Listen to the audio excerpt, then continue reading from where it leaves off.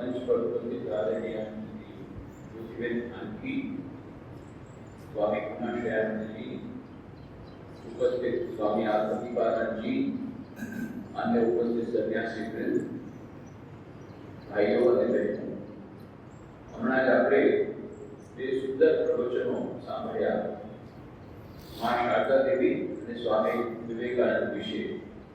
બધાને ખૂબ જ અભિનંદન આપું છું. સ્વામી આત્મદીપાનંદજીને અભિનંદન આપું છું કે એમણે આ વાર્ષિક કાર્યક્રમ અહીંયા પોરબંદરમાં યોજ્યો. હિંમતને દાદ આપું છું સ્વામી આત્મદીપાનંદ, એમણે જાહેર સભા અહીંયા આયોજિત કરી. અમે રાજકોટમાં છોડી, રાજકોટમાં વાર્ષિકોત્સવ થયો અમારો એ 8મી તારીખથી ત્યાં 13 તારીખ સુધી, પણ અમે જાહેર સભા કરવાની હિંમત અમારી ન ચાલી. કારણ કે આજકાલ ટેકનોલોજીના યુગમાં કોઈને પ્રવચન સાંભળવામાં રસ નથી. બધા યુટ્યુબમાં બધું સાંભળી લે છે ઘર બેઠા બેઠા સુતા સુતા, અને કોઈ આટલી મહેનત કરીને કોઈ જગ્યાએ પ્રવચન સાંભળવા જતા નથી. નવો જમાનો આવ્યો છે. એટલે અમે આ વખતે 3 દિવસ ધાર્મિક ક્લાસ મંડ્યા, માણભટ્ટના આખ્યાન રાખ્યા અને 3 દિવસ રામચરિત માનસના પ્રવચન કર્યા. કથા અને આખ્યાનમાં ને સંગીત સંધ્યા ભજન સંધ્યામાં કોઈ પણ લોકો આવે છે કાર્ય વગાડવા માટે, બાકી પ્રવચનમાં કોઈ રસ નથી. એટલે અમે તો આ વખતે હિંમત ન કરી શકે, પણ આ બધી પરંતુ હિંમત કરી ને પણ કેવી હિંમત. લગ્નની સિઝનમાં અહીંયા પબ્લિક સભા, ધાર્મિક સભા યોજી છે. એટલા બધા લગ્ન ચારિત્ર થઈ ગયા છે, એટલા કે છે કે ઉપર પ્રેશર નહીં આવશે, બધાને પડી જશે. પેલા ચારે તરફ લગ્ન લગ્ન. કેટલાય લોકો આવવાના હતા ધર્મસભામાં, ન આવી શકે, કહીએ શું કે લગ્ન છે લગ્ન. ને આવી સિઝનમાં તમે બધા આવ્યા છો ને અહીંયા બેઠા છો આટલી વખત, એટલે તમને સૌથી વધારે અભિનંદન આપું છું કે તમે આટલું કરીને પણ તમે અહીંયા બેઠા છો, નોટ આઉટ બેઠા છો હજી સુધી. તો ખૂબ ખૂબ અભિનંદન આપું છું. શ્રી રામકૃષ્ણ દેવ ના વિશે જ્યારે વાત આવે છે, 16મી ઓગસ્ટ 1886 ના દિવસે શ્રી રામકૃષ્ણ દેવે મહાસમાધિ લીધી. એના 2 દિવસ પહેલાની વાત છે.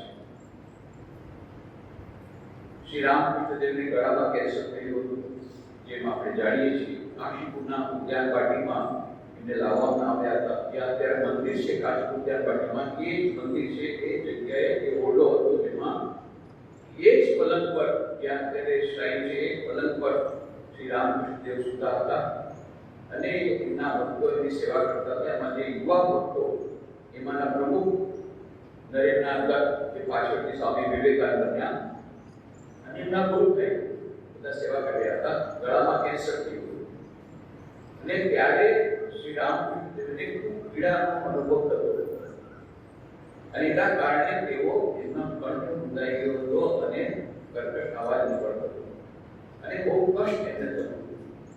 એવી વખતે નરેન્દ્રનાથના મનમાં એક શંકા આવી. લોકો કહે છે કે શ્રી રામકૃષ્ણ દેવ ઈશ્વરના અવતાર છે. ઈશ્વરના અવતારની આવી દશા કે એટલું બધું દુખે છે ગળામાં કે ચિત્કાર કરે છે, આ શું અવતાર બોલી શકે? નહીં. હું તો વિશ્વાસ નહીં કરું. અને અચાનક એમના મનમાં એક વિચાર આવ્યો. આટલી બધી ખરાબ અવસ્થા છે, જ્યારે એમને આટલું બધું દુઃખ થાય છે ગળામાં, એવી વખતે જો પોતાના મોઢેથી કહી શકે કે હા હું ઈશ્વરનો અવતાર છું, તો જ હું માનીશ, અને તો નહીં માનું. અને આશ્ચર્યની વાત છે, હજી તો આ વિચાર નરેન્દ્રનાથના મનમાં આવ્યો જ છે કે શ્રી રામકૃષ્ણ દેવ નરેનની તરફ કહ્યું, નરેન હજી અવિશ્વાસ, હજી અવિશ્વાસ. અરે જે રામ હતા, જે કૃષ્ણ હતા, એ આ વખતે રામકૃષ્ણ રૂપે આવ્યા છે. તારા વેદાંતના મતથી નહીં. વેદાંતના મતથી તો બધા પણ કરશે, એવી રીતે નહીં. વિશેષ રૂપે જે રામ હતા, જે કૃષ્ણ હતા, એ આ વખતે રામકૃષ્ણ રૂપે આવ્યા છે. અને પછી નરેન્દ્રનાથ એમના ચરણ પકડીને છે, પ્રભુ મને માફ કરજો, મને ક્ષમા કરજો, મારું મન બહુ જ સંશયશીલ છે, વારંવાર સંશયગ્રસ્ત થઈ જાય છે. અને આના પછી સ્વામી વિવેકાનંદે, પાછળથી સ્વામી વિવેકાનંદ બન્યા પછી આ શ્લોકની રચના કરી હતી. સ્થાપકાય ચ ધર્મસ્ય સર્વધર્મ સ્વરૂપિણે અવતાર વરિષ્ઠાય રામકૃષ્ણાય તે. જે રામ હતા, જે કૃષ્ણ હતા, એ જ રામકૃષ્ણ કહેવાય છે. ભગવાન શ્રી કૃષ્ણ ગીતાના 4થા અધ્યાયમાં પોતે જ કહે છે, યદા યદા હિ ધર્મસ્ય ગ્લાનિર્ભવતિ ભારત અભ્યુત્થાનમ ધર્મસ્ય તદાત્માનં સૃજામ્યહં પરિત્રાણાય સાધૂનાં વિનાશાય ચ દુષ્કૃતાં ધર્મ સંસ્થાપનાર્થાય સંભવામિ યુગે યુગે. જ્યારે જ્યારે ધર્મની ગ્લાનિ થાય છે, અધર્મ વધી જાય છે, ત્યારે ત્યારે ધર્મની પુનઃ પ્રતિષ્ઠા માટે હું અવતાર લઉં છું, સજ્જનોની રક્ષા કરું છું, દુર્જનોનો નાશ કરું છું. તો આ વખતે જે રામ હતા, જે કૃષ્ણ હતા, આપણા યુગમાં જ્યારે અધર્મ વધી ગયો હતો અને જ્યારે ધર્મનો નાશ થઈ ગયો હતો, ત્યારે ધર્મની પુનઃ પ્રતિષ્ઠા માટે અને કેવા ધર્મ પુનઃ પ્રતિષ્ઠા માટે બધા જ ધર્મોના બધા ધર્મોની પ્રતિષ્ઠા માટે શ્રી રામકૃષ્ણ આવ્યા. પણ બાકીના આપણે જોઈએ છીએ જ્યારે આવ્યા ત્યારે રામચંદ્રજી આવ્યા, રાવણ, કુંભકર્ણ, મેઘનાદ બધા રાક્ષસોનો વધ કર્યો. શ્રી કૃષ્ણ ભગવાન આવ્યા, શિશુપાલ, દંતવક્ર આ બધાનો વધ કર્યો. પણ અહીંયા શ્રી રામકૃષ્ણએ કોનો વધ કર્યો? વધ કેવી રીતે કરશે? એની પાસે કોઈ શસ્ત્ર જ નથી. રામચંદ્ર પાસે ધનુષ્બાણ છે, શ્રી કૃષ્ણ પાસે સુદર્શન ચક્ર છે, પણ રામકૃષ્ણ પાસે તો કોઈ અસ્ત્ર ના. એમની પાસે પણ અસ્ત્ર, એમની પાસે અસ્ત્ર તો એનું નામ છે પ્રણામ અસ્ત્ર. ગિરીશચંદ્ર ઘોષ કહે છે કે આ વખતે પ્રભુ પ્રણામ અસ્ત્ર લઈને આવ્યા. કેવી રીતે? શ્રી રામકૃષ્ણ જે વાતો કરતા હતા કે મારે ચૈતન્યજીના નાટક જોવા જવું છે. અરે તમે નાટક જોવા જાવ છો? એ વખતના જમાનામાં નાટકમાં બધો રોલ નારીઓ કરતા, બહેનો કરતી. અને કહે અરે એમાં તો બધા બહેનો બધી નાટકનો રોલ કરે છે, ચૈતન્ય મહાપ્રભુનો રોલ પણ કોઈ બહેન જ કરે. અને જે એક્ટ્રેસ હતી, જે અભિનેત્રીઓ હતી, એમને સારી રીતે જોવામાં નહોતી આવતી. અભિનેત્રીઓ એને એનું નાટક તમે જોવા જશો, શ્રી રામકૃષ્ણ કહે તો શું થઈ ગયું? હું એમાં પણ મારી માં આનંદમય નહીં જોઈશ. અને તેઓ પછી ગયા કે મારે ચૈતન્યના નાટક જોવું છે. સ્ટાર થિયેટરમાં હું ગિરીશચંદ્ર ઘોષ એના માલિક હતા. તો બધાએ ગિરીશચંદ્ર ઘોષને કહ્યું કે રામકૃષ્ણ પરમહંસ મહાશય આવી રીતે જોવામાં આવે છે, તમે વિપાસ આપશો? તો ગિરીશચંદ્ર ઘોષ સંતોમાં માનતા હતા અને ધર્મમાં પણ માનતા હતા. જેમ મેં સવારે વાત કરી કે જેટલો દારૂ મેં પીધો છે, દારૂની બોટલ એક ચડાવો તો માઉન્ટ એવરેસ્ટ ઉપર વહી જાય એવા દારૂડિયા, કોઈ પણ લક્ષણ બાકી નહીં એવા ગિરીશ ઘોષ ધર્મમાં માનતા નહોતા. સંતો પ્રત્યે બહુ વધારે એમને આક્રોશ હતો. ઠીક છે, રામકૃષ્ણ ઠીક છે, એમને હું વિપાસ આપીશ, પણ બાકી બધા ટિકિટ ખરીદવી પડશે. કે હા, અમે તો બધા ટિકિટ ખરીદીશું. પછી બધા લોકો કે અચ્છા, રામકૃષ્ણ પરમહંસ આવ્યા છે, નીચે ઘોડાગાડીમાં છે, તમે એમને સ્વાગત કરવા નહીં જાઓ? વાહ રે વાહ, મોટા તમારા પરમહંસ, મારે એનું સ્વાગત કરવા જવાનું? ચલો. તો એ ગયા, જઈને ઉભા રહ્યા. શ્રી રામકૃષ્ણ ઘોડાગાડીમાં ઉતરીને તરત જ એમને નમસ્કાર કર્યો. હવે કરવું શું? આવડા મોટા સંત આવેથી નમસ્કાર કરે છે, હવે શિષ્ટાચારને ખાતર પણ નમસ્કાર કરવા પડે, આપણે પણ નમસ્કાર કર્યા. તો શ્રી રામકૃષ્ણએ માથું ઝુકાવી નમસ્કાર કર્યો. એ શું થાય? આવડા મોટા સંત માથું ઝુકાવી નમસ્કાર કરે છે તો હવે કરવા જ પડે. એ માથું ઝુકાવી નમસ્કાર. તો શ્રી રામકૃષ્ણ પછી કમર ઝુકાવીને એકદમ નમસ્કાર કર્યા. બીજું કેટલું બધું હું નહીં કરીશ, હું હારી ગયો. અવતારે આ વખતે આપણે પ્રણામ અસ્ત્ર દ્વારા દુષ્ટોનો વધ ન કર્યો, મહારાજ એવા દુષ્ટોને સંતમાં પરિવર્તન કર્યું. આ જ્ઞાનના લેટેસ્ટ એટલા માટે સ્વામી વિવેકાનંદ કહે છે Shri Ramakrishna is the latest and the most perfect incarnation of God. Latest, બધાને ત્યાં લેટેસ્ટ ડિઝાઇનના મોબાઈલ જોઈએ, લેટેસ્ટ મોડલની કાર જોઈએ, લેટેસ્ટ મોડલના મકાન જોઈએ. તો શ્રી સ્વામી વિવેકાનંદ કહે છે Shri Ram is the latest incarnation and the most perfect incarnation of God. અને એમણે શું કહ્યું? આજની આપણી જેટલી સમસ્યા, એ બધાનો સમસ્યાનું સમાધાન તમારા જીવનના સંદેશ દ્વારા કરવું. અને કયા રાક્ષસનો વધ કર્યો? સૌથી પહેલું રાક્ષસ આ વિજ્ઞાનનો યુગ છે, ટેકનોલોજી યુગ છે, સાયન્સનો યુગ છે, જ્યારે લોકો વિશ્વાસ નથી કરતા, ઈશ્વર પર શ્રદ્ધા ગુમાવી બેઠા છે. અને ત્યારે આપણા આધુનિક યુગના પ્રતિનિધિ રૂપે સ્વામી વિવેકાનંદ ત્યારે કોલેજના વિદ્યાર્થી હતા, દરેકના અંદર સ્કોટિશ ચર્ચ કોલેજમાં ભણતા હતા. કામ, હેગલ, જ્હોન સ્ટુઅર્ટ મિલ, ડોક્ટર હર્બર્ટ સ્પેન્સર, આ બધા પાશ્ચાત્ય વિદ્વાનના પુસ્તકો વાંચીને અજ્ઞેયવાદી બની ગયા હતા. અને એ બધાએ પૂછતા, ઈશ્વરની વાતો બોલો છો? આપે શું કોઈ ઈશ્વરના દર્શન કર્યા છે? હું વકીલનો દીકરો છું, મારે એવિડન્સ જોઈએ, ડોક્યુમેન્ટરી એવિડન્સ જોઈએ. હું એના વગર સાબિતી વગર હું નહીં માનું. શું તમે પોતે ઈશ્વરના દર્શન કર્યા છે? કોઈ પણ ઉત્તર નહીં હોતા શકતા. પછી એમણે સાંભળ્યું મહર્ષિ દેવેન્દ્રનાથ ટેગોર, રવિન્દ્રનાથ ટેગોરના પિતાશ્રી, જેમણે આદરણ બ્રહ્મ સમાજની સ્થાપના કરી. સાંભળ્યું કે બહુ ધ્યાનમાં મગ્ન રહે છે, શિષ્યનું ધ્યાન દિવસ રાત કરે છે, ગંગામાં એક જહાજમાં એક કેબિનમાં બેસીને ધ્યાન કરે છે.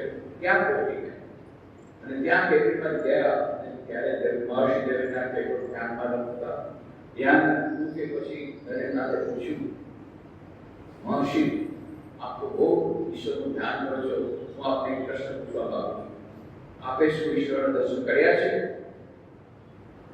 મહર્ષિ દેવેન્દ્રનાથ ટેગોરે નરેન્દ્રનાથને જોયું, બેટા આ બહુ સુંદર છે, યોગીના જેવી છે.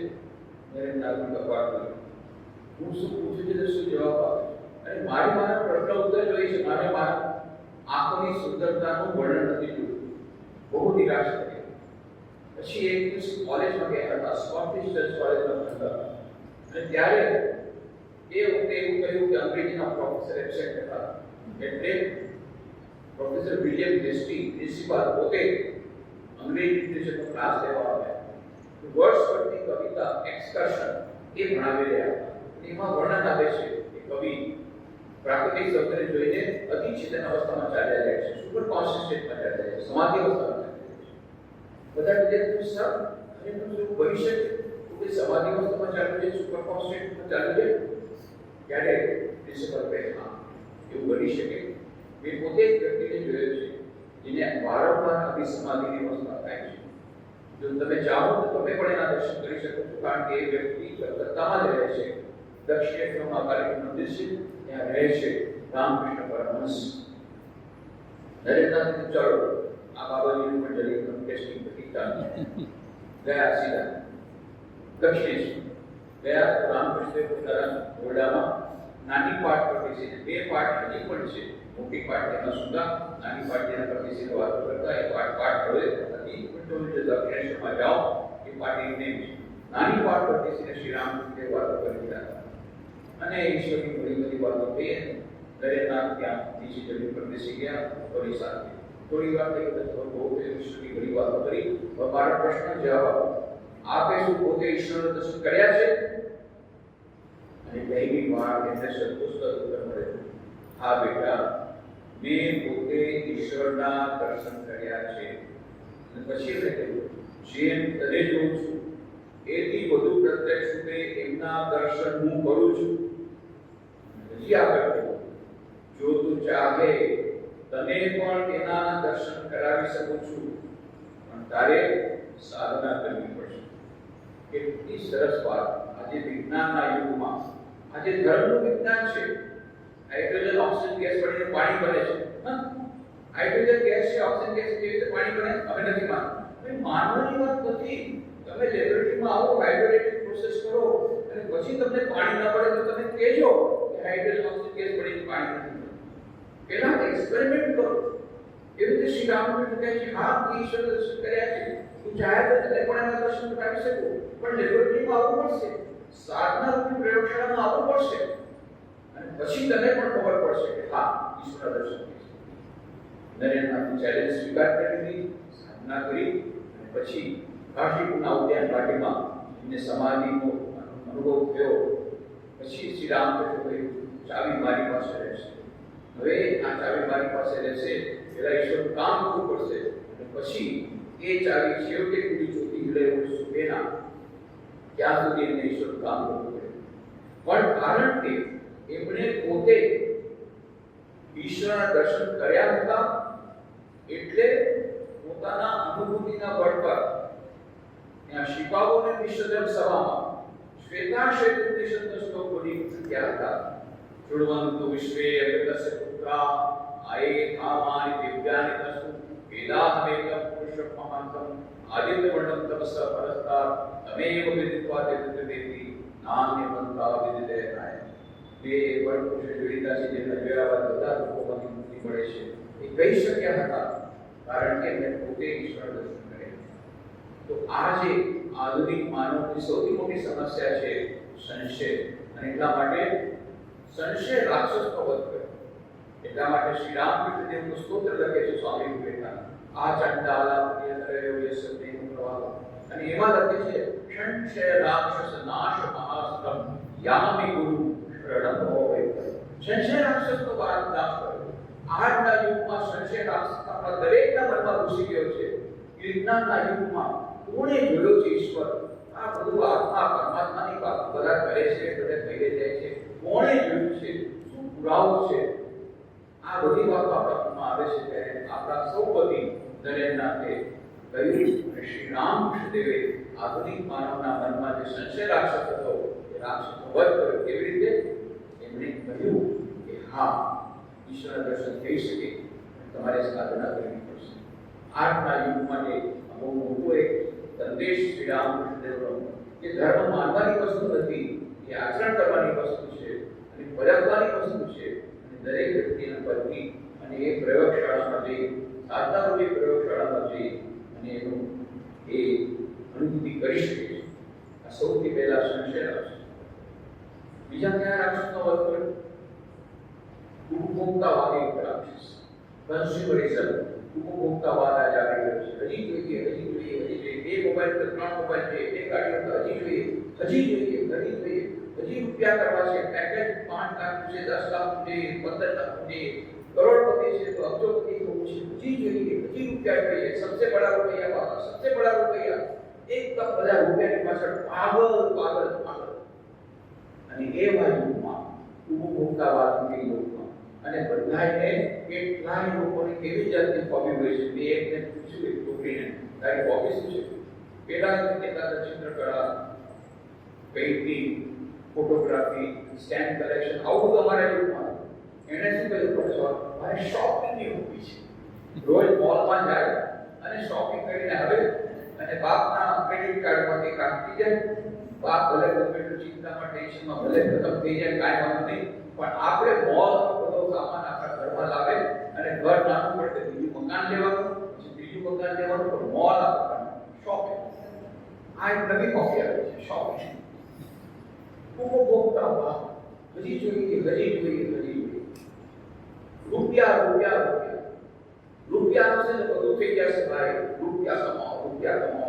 એના પ્રકારના ટેબલની નીચેથી જો, ઉપરથી જો, કોઈ ચિંતા નહીં કરો, પણ રૂપિયા રૂપિયા રૂપિયા રૂપિયા પાછળ લોકો પાગલ થઈ ગયા છે. એ બે વખતે શ્રી રામકૃષ્ણ દેવ શું કરે છે? ગંગા નદી પાસે બેસીને ટાકા માટી માટી ટાકા. એક હાથમાં પૈસા, ત્યારના હાથમાં નોટો નથી, સિક્કા હતા. એક હાથમાં પૈસા સિક્કા, એક હાથમાં માટી માટી ટાકા ટાકા માટી ગંગામાં નાખે છે. એ કરતા કરતા એવી સ્થિતિ આવી ગઈ કે રૂપિયાનું સ્પર્શ કરે તો એનાથી એમને વિશ્વ ડગલા હાથ એકદમ જાણે કે વળી જતો. એટલી ધાતુનો સ્પર્શ થતો, તો ધાતુનો સ્પર્શ પણ શ્રી રામકૃષ્ણ સહન કરી શકતા નહીં. આ વાત જ્યારે દરેક નાથે જાણી ત્યારે બહુ નારાજ થયા. તમે લોકો આવી રીતે પોતાના ગુરુને બગાડો છો. અરે તમે એટલું કહો કે અમારા ગુરુ સંશય સંગ્રહ નથી કરતા પૈસા. આવી મોટી મોટી વાત બધી કેમ કરો છો કે એકને પૈસાનો સ્પર્શ થાય, ધાતુનો સ્પર્શ થાય તો વિશ્વ ડગ લાગે છે અને હાથ આગળ થઈ જાય છે. હા, આવી બધી વાતો કરી તમે તમારા ગુરુને બગાડો છો. એમને બરાબર જરાય પસંદ નથી. એક દિવસે દક્ષિણેશ્વરમાં આવ્યા, શ્રી રામકૃષ્ણના ઘોડામાં ગયા. જોયું તો કોઈ ઘોડામાં નહીં. પંચવટી તરફ ગયા છે શ્રી રામકૃષ્ણ. આજે આ બાબાજીની બધી કોલમ બધી બહાર તરત જ એમણે શું કર્યું? શ્રી રામકૃષ્ણ જે પાઠ પર બેસીને વાતો કરતા એક ચટાઈ હતી, ગાડી હતી, ગાડીને ચટાઈ હતી. ચટાઈની નીચે એમણે સિક્કો નાખી દીધો ચાંદીનો. જોઈએ બાબાજી બધી અને ખૂણામાં ઉભા રહ્યા. થોડી વાર પછી શ્રી રામકૃષ્ણ આવ્યા. આવીને જ્યાં બેસવા ગયા ત્યારે વિષ્ણુ ડગ લાગ્યો. બધા જોયું કાંઈ નથી. ફરી પાછા બેઠા, ફરી પાછું જાણે કે પછીનો ડગ લાગ્યો. તો આવી રીતે બે ત્રણ વાર થયું ત્યારે બધાએ ગાદી ઉપાડીને નીચે ગઈ. ખરન કરતો પેલો ચાંદીનો સિક્કો એ નીચે પડ્યો. અને વિચારવા લાગી કે ચાંદીનો સિક્કો ક્યાં ગયો? શ્રી રામકૃષ્ણ જુએ તે ખૂણામાં નરેન્દ્ર ઉભા છે માથું બીજું કરીને. શ્રી રામકૃષ્ણ સમજી ગયા. પણ ધારણ તમે બેટા બહુ સરસ કર્યું, બહુ સારું કર્યું. ગુરુની પરીક્ષા લેવી અને પછી ગુરુને સ્વીકાર કરવા. તો આવી રીતે સ્વામી વિવેકાનંદે શ્રી રામકૃષ્ણની દરેક વખતે પરીક્ષા કરી છે અને પછી એમણે કહ્યું છે અવતાર પરીક્ષાએ રામ. દક્ષિણાના મારવાડી એકવાર આવ્યો હતો ત્યાં દક્ષિણેશ્વરમાં. જોયું શ્રી રામકૃષ્ણની ગાદીથી ચાદર બધી ગંદી છે, કોઈ એમની સેવા નથી કરતું. ત્યારે અમે અમારે રાજસ્થાનમાં તો અમે લોકો સાધુ સંતોની બહુ સેવા કરી. અહીંયા તો જોઈએ છે આપણી સેવા કરી નથી. એક કામ કરીશ, હું 10,000 રૂપિયા લાવીશ અને એ બેંકમાં મૂકી દેશું તો 40 રૂપિયા વ્યાજ આવશે દર મહિને. એનાથી તમારી સેવા બહુ સરસ થશે. આપણે તો કેટલા ખુશ થાય. શ્રી રામકૃષ્ણ દેવ તરત જ નીચે પડી ગયા, બેભાન થઈ ગયા. જ્યારે મહાત્મા આવ્યા ખબરદાર જો આપણે બધી વાત કરते ભાગે ઉલટાને એને ભગાડી દીધા. પણ દક્ષિણ મારવાડી માને નહોતા. ફરી પાછા આવીને રૂપિયા લઈને આવ્યા કે ઠીક છે તમે નહીં વિદ્યારામને કહ્યું તમે ચિંતા નહીં કરતો, મને આપી દેજો, હું એની સેવા કરીશ. ત્યારે કીધું છે ઠીક છે તમે નહીં શકો, તમે તો સાધુ સ્પર્શ નથી કરી શકતા, કાંઈ વાંધો નહીં, આ હૃદય છે ને તમારી સેવા. ના ના એવું નહીં બને, પણ મારી સેવામાં છે, એ મારા માટે જ ખર્ચ કરશે, નહીં બને, ન સ્વીકારશે. એ ધારે માન્યા હતા. માં શારદા દેવી પાસે ગયા. માં સાથે કે માજી રૂપિયા લાવ્યા. એ મારવાડી હતા. રૂપિયા ખેતી લઈને કે છે કે માએ કીધું કે ક્યાં દેવડા કે ના એ કે છે ના હું નહીં લઉં કે જો એ નહીં તો હું કેવી લઈ શકું, તો એમની સેવામાં બધું વાપરવાનું છે. માં શારદાની પણ ત્યાગ કર્યો. રામકૃષ્ણ તો ત્યાગીશ્વર જે ધર્મનો દેવો પદે હતા આપણે ખંડન મંદિરમાં ગાઈએ છીએ, પણ માં પણ શારદા ત્યાગીશ્વરી. બીજા કોઈ હતા ભક્ત રામકૃષ્ણના ભક્તિ બીજા કોઈ હતો કે લાવ મારે ઘરેણું બનાવવું છે કે ઘરેણું જે બધાય નથી. મારે રામકૃષ્ણ લગ્ન પછી ક્યારે પ્રોમિસ આપ્યું કે મારી માને તો હજુ સુધી ઘરેણું નથી, લાવો 10,000 રૂપિયા હમણાં ઘરેણા બનાવો બસતા. એમણે પણ લડ્યા. છેવટે વીરે મોઢે પછી શ્રી રામકૃષ્ણ ખબરદાર જો હવે આવ્યો તો આ દક્ષિણેશ્વરમાં આવી બધી લઈને હું માનો ભક્ત છું અને માને પ્રાર્થના કરવી પડે રડતા માં આવા લોકોને કેમ મારી પાસે લાવો છો.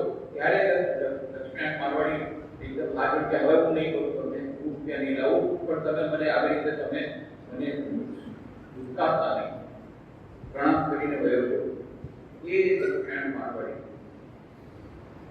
શ્રી રામદેવ ત્યાગીશ્વર એ નરવર જેવો પદે હતા. આજે પૈસાની પાછળ જ્યારે આપણે પાગલ છીએ ત્યારે શ્રી રામકૃષ્ણ કહે છે માત્ર 5 રૂપિયા મહિને પગાર હતો પૂજારી તરીકે અને વર્ષમાં 2 ધોતી છૂટા મળતા એક્સ્ટ્રા.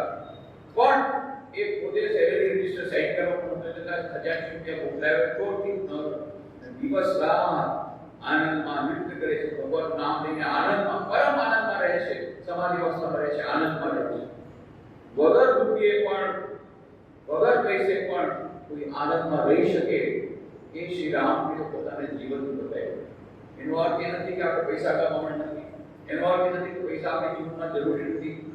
ના, પણ શ્રી રામકૃષ્ણ માત્ર પૈસા દ્વારા જીવનમાં સુખ શાંતિ આવી શકે નહીં. અને આજે આપણે શું જોઈએ છે, પૈસો બધા પાસે વધી ગયો છે, અશાંતિ પણ વધી રહી છે. જે પરિવારમાં જેટલો વધારે પૈસો એટલા એ પરિવારમાં ઝઘડા વધારે. સંપત્તિ એટલે વિપત્તિ. हमारे स्वामी जी કહ્યું સંપત્તિ એટલે વિપત્તિ. જ્યાં સુધી સંપત્તિ નહોતી ત્યાં કોઈ ઝઘડો નહોતો. સંપત્તિ આવે એટલે વિપત્તિ આવે, બે ભાઈમાં ઝઘડા. આ પ્રોપર્ટી મારી, આ કે પ્રોપર્ટી મારી, કે હું મોટો કે તું નાનો. ચાલ્યું હતું સંપત્તિ. જ્યાં સુધી પ્રોપર્ટી નહોતી કોઈ પ્રોબ્લેમ નહોતો, કોઈ ઝઘડો નહોતો. તો શ્રી રામકૃષ્ણ દેવે ઉપભોક્તાવાદ રૂપી રાક્ષસ કન્ઝ્યુમરિઝમનો જે આ યુગ છે એમાં આપણે કહ્યું છે કે simple living and high thinking એમણે કરીને બતાવ્યું છે. આપણે અત્યારે શું છે, high living, simple thinking, sometimes no thinking. આપણે વિચાર જ નથી કરતા જીવનનો ઉદ્દેશ શું છે. બસ પૈસા કમાવો ને પૈસા વાપરો ને મજા કરો, મજા કરો. જીવનનો ઉદ્દેશ ભૂલી જાઓ. પણ શ્રી રામદેવે બતાવ્યું પૈસો જીવનનો ઉદ્દેશ નથી શીખે. પૈસા જીવન માટે બહુ બહુ આવશ્યક છે, એટલું જ નહીં, એમણે ત્યાં સુધી કહ્યું રોજ તે પૈસા કમાવા જોઈએ અને સંચય પણ કરવો જોઈએ. પંચી અને દરવેશ આ બે સંચય નહીં કરે, પણ ગૃહસ્થ સંચય કરવો જોઈએ, જેથી ભવિષ્યમાં એમને કઈ જરૂર હોય તો થાય. પણ સદ ઉપાયે એનું અર્જન કરવું જોઈએ અને એનો સદ વ્યવહાર કરવો જોઈએ પૈસા. એ શ્રી રામકૃષ્ણ કહ્યું છે. પણ એમણે એટલું કહ્યું છે કે મેં 16 આના કર્યું છે, તમે લોકો એક આના કરશો તો કરશો. એ એક આનો પણ આપણે નહીં કરી શકીએ. એટલું બધું એમણે આખું ઉચ્ચતમ આદર્શ દેખાડ્યો છે. અને બીજો રાક્ષસ જે વધ કર્યો છે, ધર્માંધતા રૂપી રાક્ષસ. ધર્મની વચ્ચે ઝઘડા ચાલે છે, સંપ્રદાયની વચ્ચે ઝઘડા ચાલે છે, કેટલા બધા ઝઘડા, કેટલી બધી લડાઈ એકબીજા સાથે કે મારો ધર્મ સાચો, તમારો ખોટો, મારો મોટો, તમારો નાનો. અને એના વિચાર ચાલે છે. ત્યારે શ્રી રામકૃષ્ણએ શું કર્યું? મા કાળીના દર્શન કર્યા, ભગવાન શ્રી કૃષ્ણ દર્શન કર્યા, રામના દર્શન કર્યા, બધા પ્રકારની સાધનાઓ કરી, રાધાના દર્શન કર્યા, હનુમાનના દર્શન કર્યા. દરેક પ્રકારના પંથ હિન્દુ ધર્મની અંદર છે. થાયના એમણે વૈષ્ણવ ધર્મની સાધના કરી અને તંત્રોની સાધના કરી, પોષક તત્વોની સાધના ભૈરવ બ્રાહ્મણી પાસે કરી, તોતાપુરી પાસે અદ્વૈત વેદાંતની સાધના કરી, છ મહિના નિર્મય સમાધિ કર્યા, ઇસ્લામ ધર્મની સાધના કરી, મોહમ્મદ પૈગંબરના દર્શન થયા, ઈસાઈ ધર્મની સાધના કરી, જીસસ ક્રાઇસ્ટના દર્શન થયા. બધા ધર્મની સાધના કરીને શું કહ્યું? જો તો મત તો પદ, જેટલા મત તેટલા પદ. મેં પોતે બધા ધર્મની સાધના કરી જોયું. અંતમાં જે પહોંચાય છે એક જ પરમ સત્ય છે. એક તળાવ છે, એના 4 કાંઠ છે. હિન્દુ જે કે જળ રહ્યા છે, મુસલમાન કે નાના હું તો પાણી લઈ આવ્યો, ક્રિશ્ચિયન કે નાના હું તો વોટર લઈ આવ્યો, તો કે હું ટેમ્પલ આવ્યો. શા માટે ઝઘડો છો? એનું જ નામ પાણી, એનું જ નામ જળ, એનું જ નામ વોટર, એનું નામ એક્વા. સાયન્ટિફિક લોકોને પૂછો એ શું છે?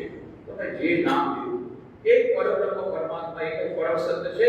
તો કે છે ગોડ, તો કે છે અલ્લાહ, તો કે છે રામ, તો કે છે કૃષ્ણ. એ બધા નામ છે. રૂપ અલગ અલગ છે, નામ અલગ અલગ છે, પણ સત્ય એક જ છે. એ શ્રી રામકૃષ્ણએ પોતાના જીવનની પ્રયોગશાળા પુરવાર કરીને બતાવ્યું, જેની આજે આપણા યુગમાં વિશ્વ શાંતિ લાવવા માટે અત્યંત આવશ્યકતા છે. ચોથું એમણે કહ્યું કે સરળમાં સરળ ઉપાય બતાવ્યો શાંતિનો. જ્યારે મનની શાંતિ નથી ત્યારે એમણે શું કહ્યું? 4 યુગના સમયની વાત કરી, જે સ્વામી વિવેકાનંદ જેને પછી સિમ્બોલ રૂપે રામકૃષ્ણ મિશનનું પ્રતીક બનાવ્યું. રાજયોગ, ભક્તિયોગ, જ્ઞાનયોગ અને કર્મયોગ. આ ચારેયનું આચરણ કરીને દૈનિક જીવનમાં પણ સુખ શાંતિ મળશે અને શાશ્વત સુખ અને શાશ્વત શાંતિ મળશે. અને સૌથી શ્રેષ્ઠમાં શ્રેષ્ઠ ઉપાય છે શિવ જ્ઞાનની જીવ સેવા. એક અદ્ભુત શિવ અને જીવ એક જ છે. જેમ આઈન્સ્ટાઈનની ઇક્વેશન છે 2 = mc², એમ આપણા વેદાંતની ઇક્વેશન છે આત્મા = બ્રહ્મન. પણ એ ઇક્વેશન આપણે ભૂલી ગયા હતા. શ્રી રામકૃષ્ણ નહીં, જીવ એ શિવ છે. જીવ = શિવ. જીવ અને શિવ એક જ છે, કારણ કે દરેક જીવમાં આ શિવનો નિવાસ છે. દરેક જીવમાં એ પરમાત્માનો નિવાસ છે. એના માટે થઈને સ્વામી વિવેકાનંદે કહ્યું કે અરે આપણે કેવા મોટા છે, ગંગા નદીને કિનારે કૂવો ખોદવા જાય છે. અહીંયા મનુષ્યમાં તો ઈશ્વર બેઠેલા છે, એ તો પ્રાણ પ્રતિષ્ઠિત થયેલા છે. ત્યાં દેવતાની આપણે પૂજા કરી છે, તો પ્રાણ પ્રતિષ્ઠા કરવી પડે. અહીંયા તો પહેલેથી જીવતા છે ઈશ્વર, પ્રાણ પ્રતિષ્ઠા પહેલેથી થયેલી છે. આ જીવતા મનુષ્યોની, જીવતા દેવતાઓની સેવા નહીં કરીને તમે ક્યાં જાઓ છો? અત્યાર સુધી મેં મંત્ર સાંભળ્યા હતા, માતૃદેવો ભવ, પિતૃદેવો ભવ, આચાર્ય દેવો ભવ, અતિથિ દેવો ભવ. હું તમને નવા મંત્ર આપું છું. આજના યુગ માટે વધારે મહત્વના છે. શું છે? દરિદ્ર દેવો ભવ, રોગી દેવો ભવ.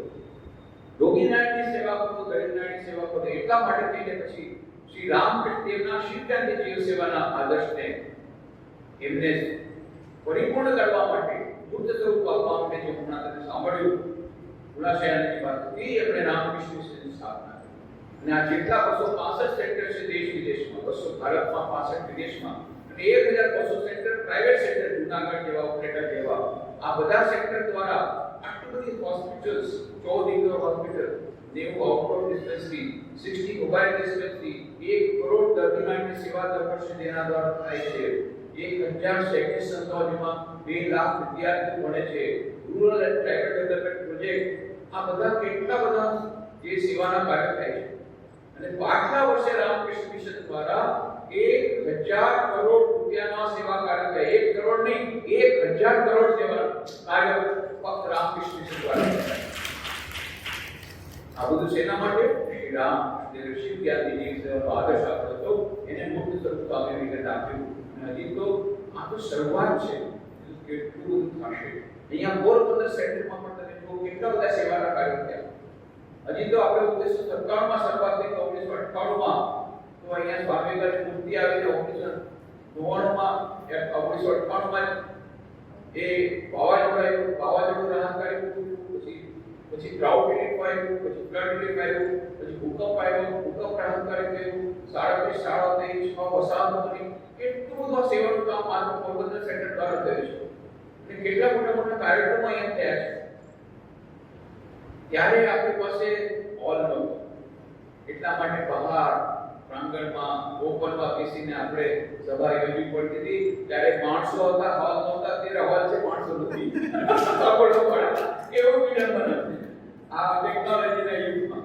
પણ શ્રી રામદેવ એ આપણને આજના યુગમાં કેવી રીતે આપણે દૈનિક જીવનમાં 4 મિનિટનો સમય તય કરીને કેવી રીતે દૈનિક જીવનમાં શાંતિ પ્રાપ્ત કરી શકીએ, શાશ્વત સુખ શાંતિ પ્રાપ્ત કરી શકીએ, એ આપણે બતાવ્યું છે.